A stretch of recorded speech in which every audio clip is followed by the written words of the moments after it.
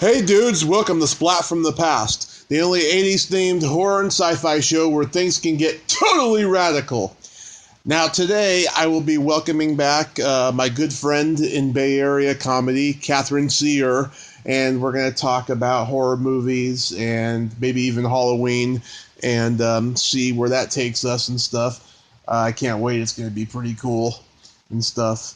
Haven't really talked to many comedians about horror and stuff, other than Stephanie Hodge. We briefly talked about it when I interviewed her a year ago and stuff, but so I want to hear from Catherine's point of view about horror, so I'll be talking to her today.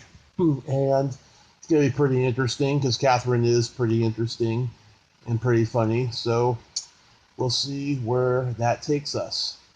So yeah, here's my interview with Catherine Cyr. Hello? Hey, Catherine, how the fuck are you? I'm good. How you been, Tommy? Hanging in there. Just, yeah. Hear that.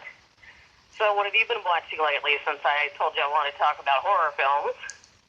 I just watched the classics, Evil Dead, Dawn of the Dead, Friday the 13th, stuff like that. Yeah. I was just watching it, but I took myself away from that, but I just love all of it. Again, probably Halloween is probably one of my more favorite ones. And my husband hates it because every time it comes on, I watch it. But yeah, I'm like you, the classics. Night of the Living Dead was probably one of my all-time favorites, the original one. Mm-hmm. I don't know, did they do a remake on that, or am I mistaken? They did do a remake in 1990, and it was very close to the original, but the studio fucked it up. Yeah. Sometimes when they consider they're improving something, they actually do the opposite. Yeah. I've talked to the guys involved and stuff, and they I don't know if they regret remaking it, but I think they're pretty proud of it. But there was a lot more footage that they had to cut out because of the studio. For content, or because they have that belief that if the movie is too long, people won't go to see it? I don't know what the reason was for, but I imagine it's either one of those. Yeah, because I know you go to a lot of horror conventions, right? Yep. Yeah.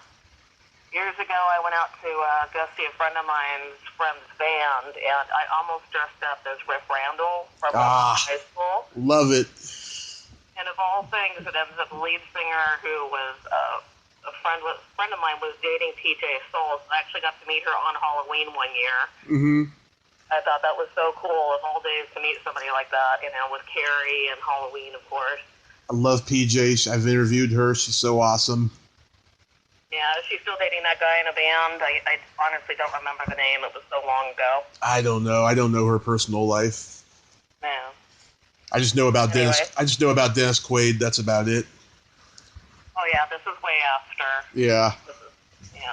I have to admit, I was kind of like, why is she with this guy? But personal choice, right? Yeah. You could say that for most women. I think you'd say that for most people. I mean, Yeah. People go out with somebody that they're not interested in. I can't imagine anybody doing it any other way. You've got to be interested in somebody. That's true. This guy wasn't in some kind of major band or anything like that. That's kind of one reason why I was like, why is she dating him? But I'm like, whatever. Yeah. You're playing some little hole-in-the-wall club, and my friend was like, let's go out for Halloween and whatever. She failed to mention it until we got there, and I was like, oh my God, I'm a big fan of hers. But, I just said, nice to meet you, and that I liked your work. I mean, I'm sure people like her are like, yeah, everybody comes up to me and gushes, and after a while, you're like, okay, got it. The best thing to do with celebrities, don't gush. Just say you love their work and then talk about your surroundings or how you know somebody, because then they'll know. Then you can quite potentially be their best friend after that. That's what I've learned. Yeah, so I don't know if I want to. Well, I'm from Los Angeles. You have to remember that. Mm-hmm. So I've run into a lot of people my whole life. And my neighbor was the bass player for Tom Petty and the Heartbreakers. I was their babysitter when I was a kid. So, you're just around people like that. And, again, they're just like anybody else. And they need a babysitter. Yeah, that's true. Did you say you were watching it? Yeah, Yeah, Which one? the original. Okay, because I talked to Brendan Crane, who played the fat kid. I talked to him on Friday, and Oh. he was very interesting, very funny. Well, my husband's from Maine, too, so I keep teasing him. I'm like, is this what it was like growing up? Oh, my God. He's locked in because he wanted to do this. Oh, sorry, that's my dog. He's barking about something. Mm-hmm. Probably somebody out with their dog across the street or something. But he's the one that's on my Facebook page, too. Lots of pictures of our pets. Yeah. But, yeah. So it was, being from Maine, so I've been teasing him about it. But he wanted to do the wine tasting over at Oh, yeah. Livermore, where they're doing a pairing with Halloween candy. And I'm like, I don't need candy or wine right now. We went out to a pretty heavy dinner last night, which we don't normally do, but, you know, it was birthday dinner for my brother and stuff, so. Yeah. A nice bottle of wine and prime rib and all that, but I was like, ooh. Yeah. My mouth waters when I hear prime rib. Oh, then you've got to go to McNamara's in Dublin. Probably the best I've ever had in my life. And I don't eat prime rib a lot. I try to stay away from that stuff, but yeah, McNamara's is the way to go. Yeah. Oh my God. Yeah, I'm a big prime rib guy, and I've been eating way too much steak ever since I came back from my accident and stuff, and it's not good with my gallbladder out and everything. But I didn't have steak for like 3 years, almost 3 years, from the time I had my gallbladder removed to when I became homeless, and I didn't have, any money or means to have steak, so I've been making up for it. No, you definitely, I don't know the whole history of it, but I do know you were in a coma, and I mean, you made just a huge personal comeback. Right. Which is hard for there's a lot of people on the streets that, things didn't work right for them, and so many of them are veterans and things, and people just act like they're all just some kind of, I don't know, they don't treat them like people. I'm glad that they're trying to do some of this stuff now with the tiny house movement and everything, but these people need something like the Covenant House model. I did volunteer stuff for them when I was still in LA, and, they've just got the whole setup there where the kids get basically the equivalent of a high school diploma. They have counseling, medical services. They need that type of thing where these people can just come in and until they get on their feet and get a job, you don't just go, okay, you've got a job, bye. You got to let them get some savings and things like that, or else they just come back into the system again. It's, it's a short fix for most people anyway. Mm-hmm. I agree with you. Let's see, horror. Oh my God, there's some horror movies I found out about that I didn't even know existed. Stuff like, did you ever see Terror Train? You know what? That was a 70s movie, wasn't it? 1980, yeah. 1980, okay. I never did see that one. Yeah. There's when my older brother and I were kids, we used to go through the TV guide back in the day when you had your 10 or 11 channels, and we would judge a scary movie by the title, like Terrorizes from the Crypt or The Screaming Skull, and definitely saw a lot of the old Vincent Price work. And there was a guy, Seymour Presents, who was kind of similar to what Vampira, and then later Elvira. We watched her show too. Mm-hmm. But just stayed up all the time to watch late movies, the scary ones. Big fans of the Night Stalker series. That was, classic. What was that, Gallery 13 or something like that? Yeah. And that could be scary some of the time. Just like, there were occasionally scary Twilight Zones. Like, I'm Talking Tina. That one was a good one. Oh, that's my favorite, actually. Yeah. That and the ventriloquist one with the talking dummy, and they've done so many rip-offs of that, so many, like that Anthony Hopkins movie Magic. Oh, I didn't see that one either. Yeah, him and Anne Margaret. It was 1978. Yeah, it's the same idea pretty much. I think it's because people are creeped out by those dolls. I think that's part of the reason for the genre. I mean, of course. The step further with Chucky, or what was that called, Child's Play? Yeah, Child's Play. Love Child's Play, yeah. And The Ring, I've seen both the Japanese version and the American version. Like that. And, no, I'm thinking of The Grudge. I'm sorry. The Grudge that was initially done in Japan, if I remember right. Mm-hmm. But, I still, when Carrie comes on, I've seen the remake, not as good as the original, unfortunately. No. I'm actually kind of hoping to, what's the one that's out now, The Nun? The Conjuring? Yeah, it's part of the Conjuring series. I like that too, but my husband and my brother are both kind of like, we'll wait for it to come on TV. Yeah. I also liked, oh my God, I'm trying to think. There's so many. Do you ever see Mirror, Mirror? Nope, I did. Now you're making me think of all the things I need to see now.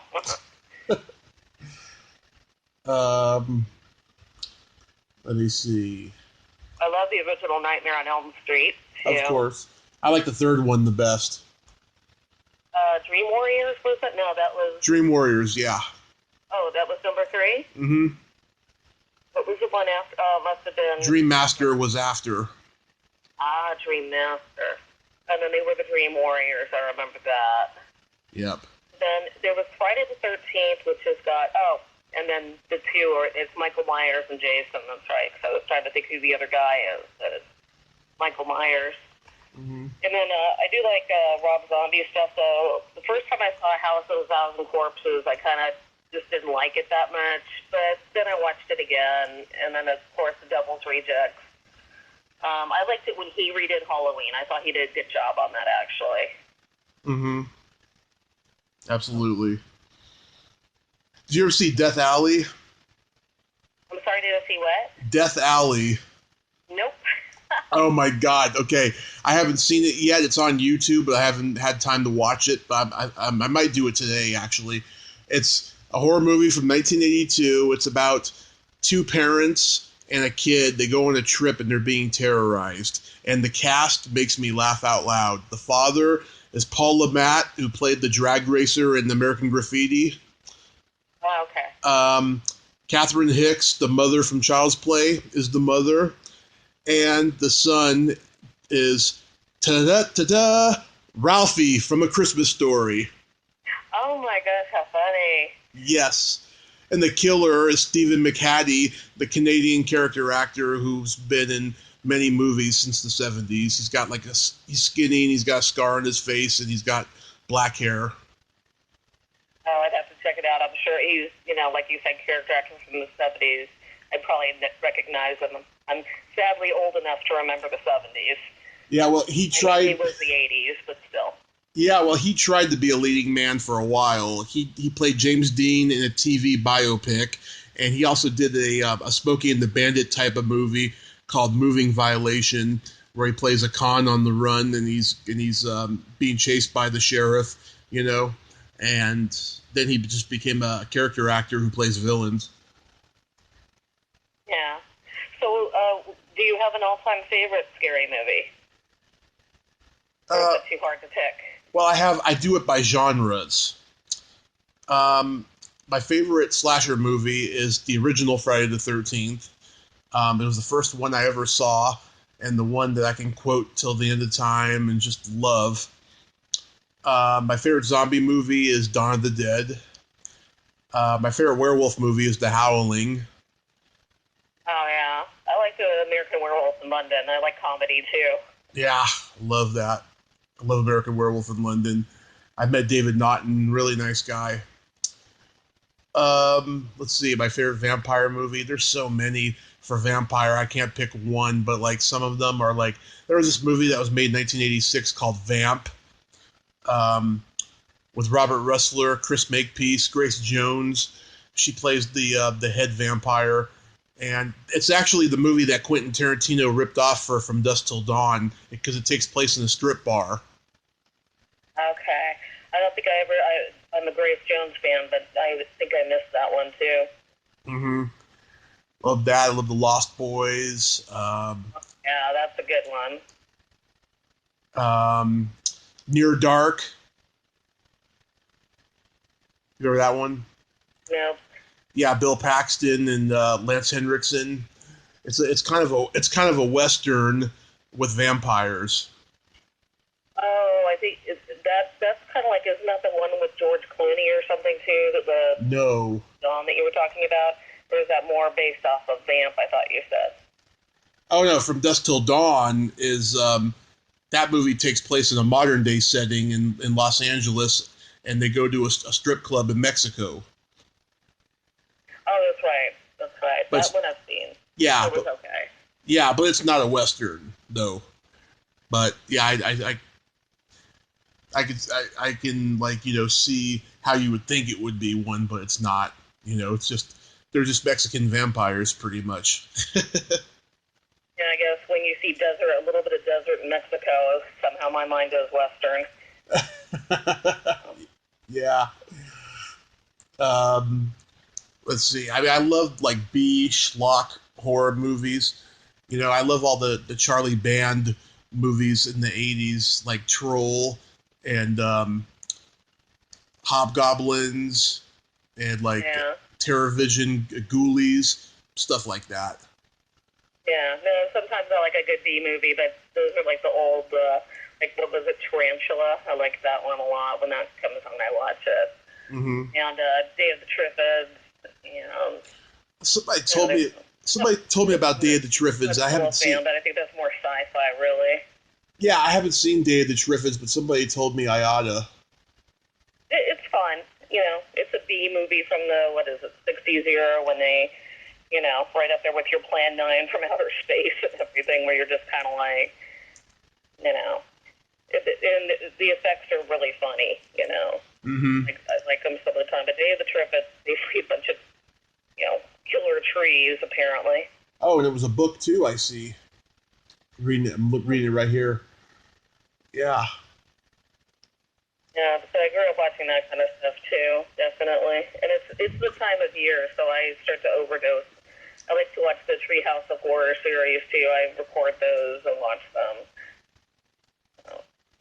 And then Eli Roth has been doing History of Horror. I don't know if they've done that before. I've been recording that series and watching it a little bit at a time here and there. That's been pretty interesting. And they just talked to Rob Zombie the other day, too. That was pretty cool. Nice.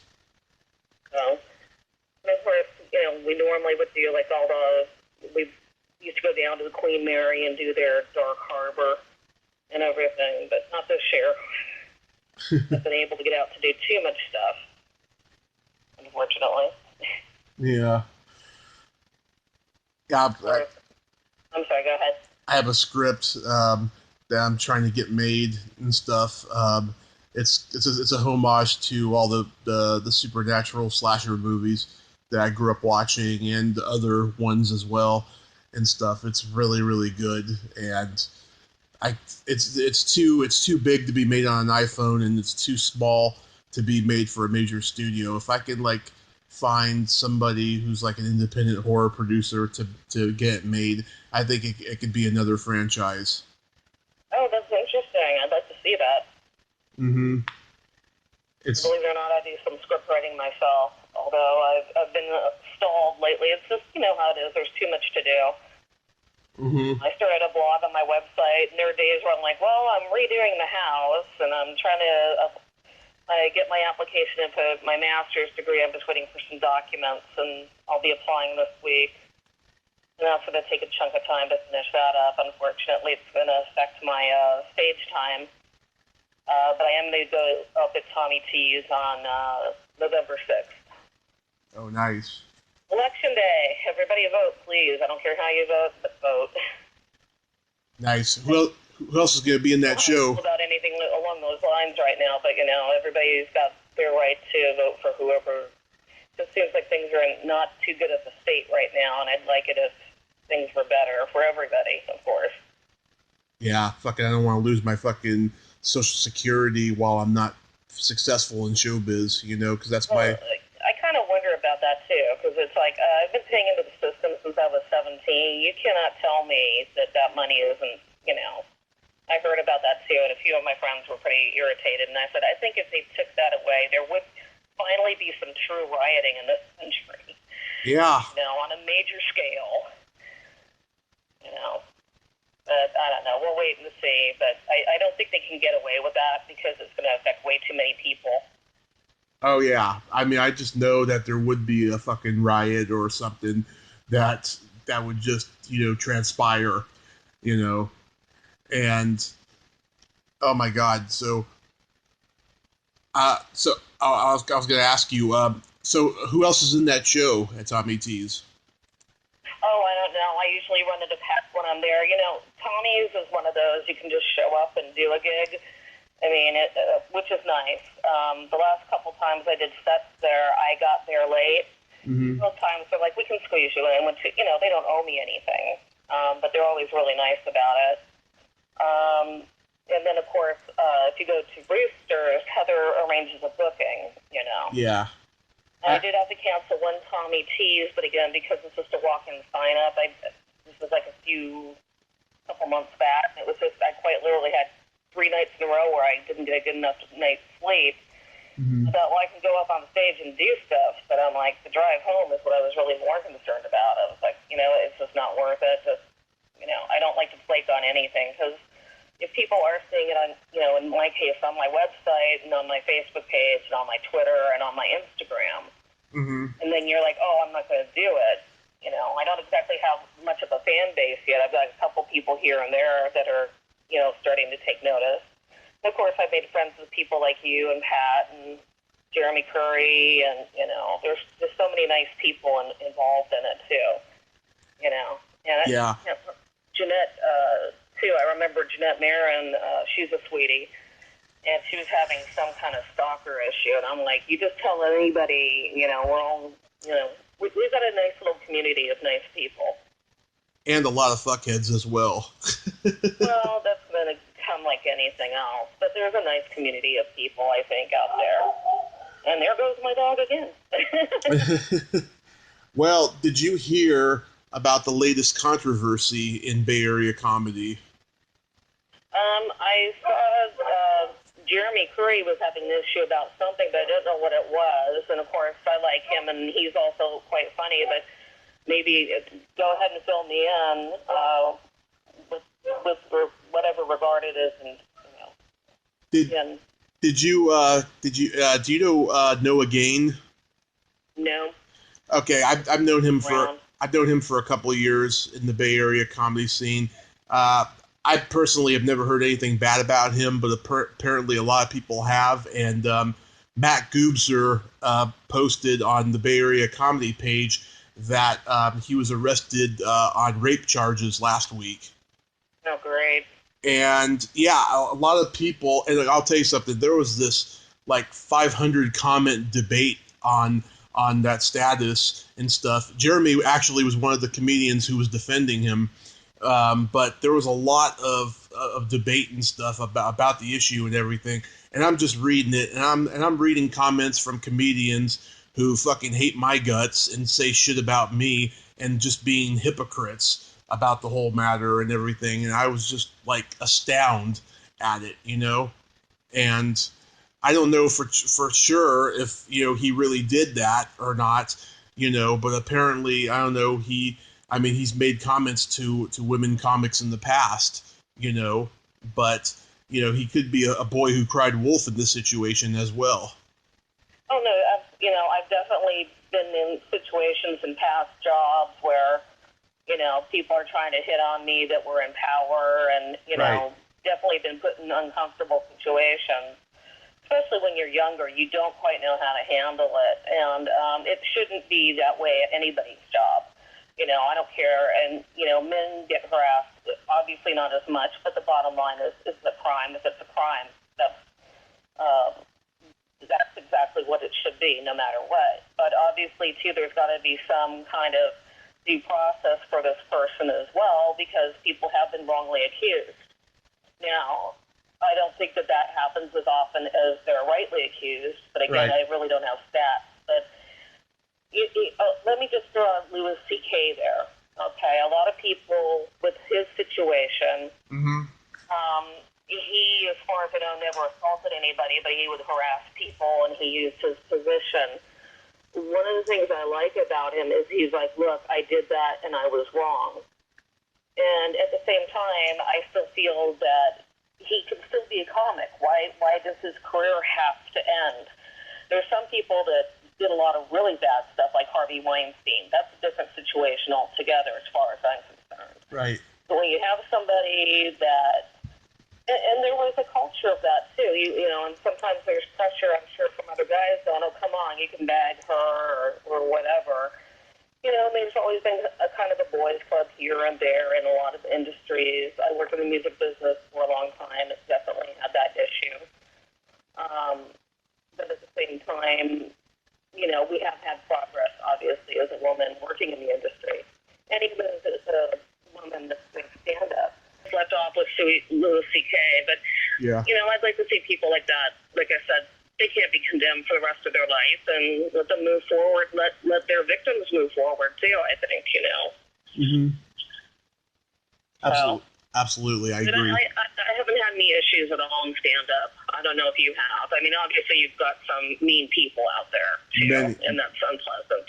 But unfortunately, you're going to, you know, in the corporate world and in, you know, self-employment, whatever, driving down the street, you're going to run into people that are jerks, unfortunately. Oh, I've had a lot of problems, I'll tell you, especially after I came back from the accident. A lot of people were just getting jealous and trying to sabotage me. I had a Me Too experience at the end of last year. This comedian that I had consensual sexual relations with tried to say that it wasn't consensual, and she had a bunch of comedians who don't like me just ganging up on me and shit. And when I came down to the Bay back in January for my last comic standing audition, this one comedian was going up on stage while I was in the room 2 nights in a row and bringing the situation up and just fucking humiliating me. And I almost fought him the second time. It was pretty bad. Wow. Yeah. Well, that's terrible. So, when are you going up again? Next time I'm in town, I don't know when that's going to be and stuff. I plan my day by day. I don't know if anything I plan ever works out. Oh, yeah, I do remember when you had that issue with you had to get to Burbank or something. Oh, yeah, that one convention, yeah. The Monsterpalooza thing, yeah, I was so fucking mad because I found out, like, the day after, the last day of it, this director that I've been wanting to work with for a long time was there just hanging out, and he was visiting a mutual friend there, and if I had met him, I would have been able to pitch my script to him, and maybe we could have made a deal. And I actually interviewed him a couple weeks ago and stuff, and he actually asked me questions about my script on the air and stuff, and he said it sounded pretty cool. Well, good. Well, that's definitely great. That's a direct lead-in right there. Yeah. But just, I wish I could have done it in person. Go ahead, ask me. Oh, no, I was just going to say, do you live with anybody that can help you get around now or no? Nah, I'm still down here while my mom, you know, she comes home every weekend when she's not working in the Bay and stuff, and she's getting close to retirement soon. But we're thinking about maybe having me come back to the Bay for a little while next year. If I do, I got all these different projects I have planned and stuff. I want to shoot my own pilot for my own late night horror show out there. Oh, yeah. I think I told you about that creepy coffee thing, right? Where they have guests on there. Well, it's not on no more, though. Creature Features is on now. Oh, I think I did see that. Yeah. Well, their other show wasn't very good. It was pretty awful, actually, but still. I liked it. I've actually met them. They're pretty cool. Yeah. Mm-hmm. Well, again, not to be mean to them. I was just kind of like, this needs some tightening up. You know, but they seem to have a lot of fun in the studio, and that's what it. Well, I don't know if that's what it's all about, because as a viewer, I was like, oh, this dialogue is awful. Yeah. But, oh well, you know. Well, your worst things in life. Well, they got kicked off because towards the end they got a little raunchy on the show, and the network didn't like that. You know, I think they realized how terrible they had gotten. That's why they were trying to add raunchiness to it and just be themselves more. and, the network didn't like that. Yeah, there's a fine line between raunchy and funny. We just went to Tom. Well, I don't want to talk down the club, but we went for my aunt's birthday, and she goes there all the time, and my brother's there, my husband's there, and this guy was just going for the lowest common denominator of endless talking about dicks and everything, and it was a long show, and it was a horrible show. I mean, it was just like, wow, you just don't have, and it was all like the same material, just told in different ways for an hour and a half. So I was just like, this is terrible. I used to be like that, yeah. It's now true to do a running joke in the family where we're like, hey, let's see if he's playing here or there or wherever, Yeah. So, but like I said, even my husband and my brother, they were just like, this guy isn't even close to funny. So. Yeah, I got tired of it after a while, and I think a lot of people got tired of hearing it too, so that's why I quit doing it. Well, there's ways to do it in a funny way, but that's all the material you've got. It can only go for so long before it's just like, yeah, we heard this already. But there are sometimes, look at Eddie Murphy's Raw. A lot of people view that as raunchy, but I still find it hysterical, too. Yeah. So, that raunch is bad. You just have to have funny material. Straight up raunch doesn't always work. Yeah, when he uses that saltine cracker metaphor for eating pussy, that just makes me howl. Oh, yeah. Well, I thought that was just about getting laid in general. He was like, that was the best cracker I've ever had. Yeah, I remember that. But, yeah. But at the same time, I think a lot of people could relate to that metaphor. He's like, if you haven't had sex for a really long time, suddenly you think this person that you're with invented it, Yeah. And it's like, no, they didn't invent it at all. Otherwise, there are going to be how many billions of people are on this planet now? But, but I still, when he's on, but I like Robin Williams, too. He didn't always, but again, two of my favorites right now, Jim Gaffigan just kills me. He is so funny, and Gabriel Iglesias, again. And what I like about their materials, it's not only everyday relatable, but in my opinion, they're just darn funny. Mm-hmm. Yeah, they're great. Of course, that's what people want in comedy. It's a great thing. Comedy is more accepting of, I put on weight, I was always that skinny kid, and now I'm not. I'm struggling to get back down to my fighting weight, but, they don't care what you look like. They don't care how old you are. They don't care what color you are, what's your orientation, nothing. You could be up there and be, morbidly obese and I don't know, whatever it is, nobody is going to look at that. They want you to be funny. That's the common denominator. So anything that Hollywood would find unattractive, age, physique, they don't care. Yeah. So I think, and again, I do see that, I don't know what it was like for women in the 70s, but you look at your Amy Schumers and your Sarah Silverman, women are doing just fine in comedy. And I don't think that there's too many problems for anybody, Yep. I remember actually when Sarah was getting launched, because I just happened to work with the person that launched her, so he had us all come down to a theater in L.A. and see her, and she was pretty good. She definitely was. Mm-hmm. And again, of course, you get writers like Tina Fey and Amy Poehler, where they went from being behind the camera to in front of the camera. That's a great thing, too. When you're a good writer, you can work on either side. If they don't, Hollywood has always got this image thing with, they only want to film attractive people. And it's like, but if you're a good writer, and they might put you on the other side of the camera, if that's what you want to do, of course. Mm-hmm. Yeah. So. But anyway, but it was nice talking to you. I am going to have to cut it short because that's just one of those days where I've got a lot to do. I hope that's okay with you. Oh, that's okay. We got other times to do it, and I'll let you know when I come down, and all that stuff. And yeah, please do. I'd like to see you up there, and of course be there to support you. But it's always fun to talk about old horror films. At least for me, it's a blast. And like I said, my husband tolerates it. He's like, "Oh God, Halloween's on again." I'm like, "Yes, it is." And that's one where I can probably quote all the lines. But it's just such a fun film, Yeah. And I'm looking forward to more horror genres. Again, just to throw that Eli Roth's history of horror, they've been talking about. I guess apparently Hollywood doesn't really care for horror films.